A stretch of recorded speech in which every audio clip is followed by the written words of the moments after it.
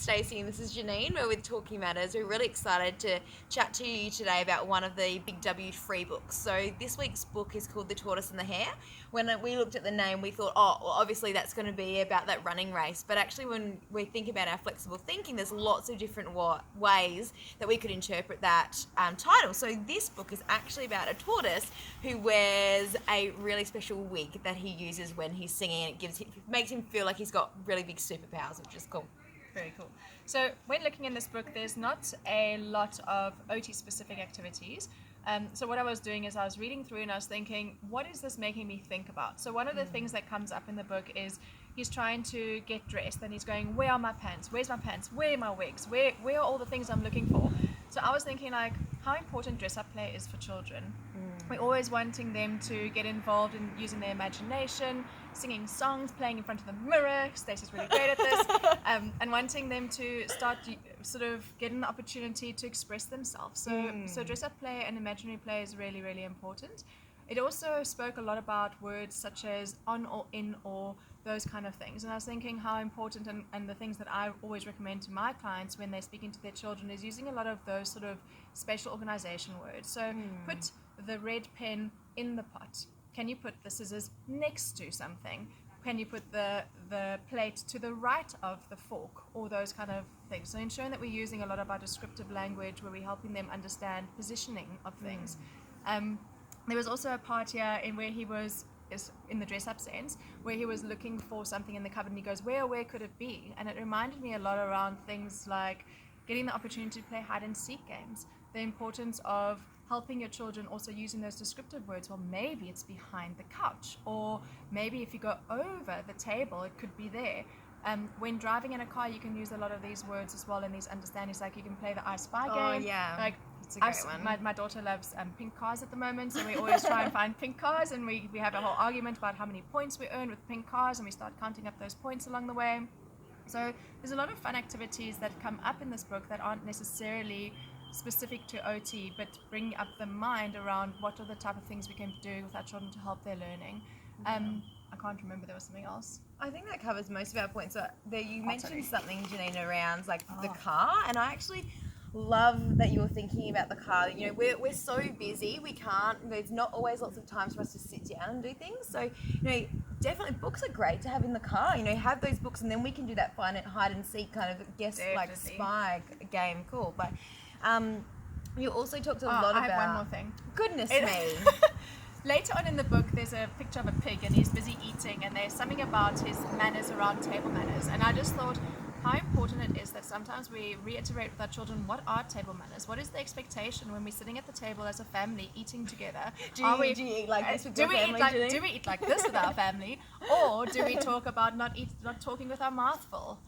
It's important that we don't put our feet on the table when we're eating, that we chew beautifully, well, within reason, and we don't spit our food out onto the plate if we don't like it. So what is table manners? What is the expectation inside of our family for table manners? What is the expectation when we're out in the community for table manners as well? So that was something else that came up here. There was one more thing, so while Stacey's thinking, I'll see if I can find it. While you find that, Janine, I really like you were talking about words like on, under, in front, behind, and it really made me think about the great language that comes up in this book. The pictures are super descriptive, so just that in itself gives you a lot of things hilarious. That you can talk about. There are some really funny ones in there, actually. And along those lines, you know, what type of language comes up in this book, there's some really cool words that come up in bold, like here, like its arrival made a hippo quiver. So when we're reading those words, putting those expressions over the top of it, so the hippo quiver, and there's sneeze, and like putting like those kind of actions into it as well, which I really liked too. Did you find what you were thinking? I wasn't, but I think I know what I wanted to talk to and what was the main thing. So both Stacey and I picked up on one sort of theme that came across the whole book, from beginning to end. And there was a lot of a theme around self-doubt and not feeling good enough and feeling anxious and all the rest. I remember what it was. When our children are bringing up those concepts around, I feel nervous, my heart is fluttering, speaking to them, having the opportunity to say to them, you know, Mommy's a bit nervous today. My heart is going funny. My face is going red. I'm feeling a bit anxious about doing this video at the moment. That kind of stuff. And having them understand and use language and supporting them with that.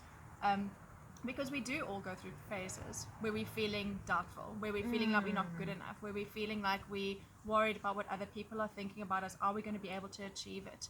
And I think that if we don't have that language and that communication with our kids, we're losing so much of their learning opportunity around developing a self-concept, feeling like they belong in the world, and just letting them feel okay to feel worried. Yeah, I love, Janine, that you were doing that mentioning of like, you know, mum's feeling worried today. This is what I'm feeling worried about, and this is how I can tell in my body, because a lot of the times our kids see us as adults, you know, that don't get worried, they don't get scared. It's really important for us to be able to label those emotions to our kids and link into what they are. So being specific, like I'm feeling worried or I'm feeling anxious about this, and I can tell, like in my body, like Janine goes red, I get crazy butterflies. Like labeling that and talking through, and we talked a lot about growth mindset, and it's really cool that there's a lot of resources out at the moment about growth mindset. And for this little superstar of a turtle, so something that made him feel special and powerful was this week. Yeah. And so the story takes you through his journey of that, I can't do this without this special thing.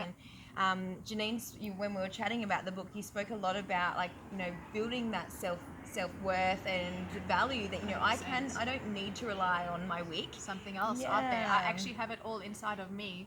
Everything that we need is inside of us, and helping your children understand that they have all that they need. Sometimes we do need a crutch, sometimes we do need a sleepy teddy, or sometimes we do need our favorite underwear if we're playing our hockey match, or socks, or whatever it is that's, you know. Spaghetti before a netball game. Spaghetti before a netball game. But in the end, you are the person that's going out there. You are the person that's doing it, irrespective of all the little things that you're using as your crutch to help you. So to help the kids understand that they can go from this little anxious turtle over here to the superstar that he became without the wig. Of the wig. Yeah, so that was The Tortoise and the Hare. Make sure you check it out at Big W. I think this might be the week 8. So there's 12 weeks. There's a couple more books to go. Make sure you've checked out our other videos if you haven't already. See you guys. Bye.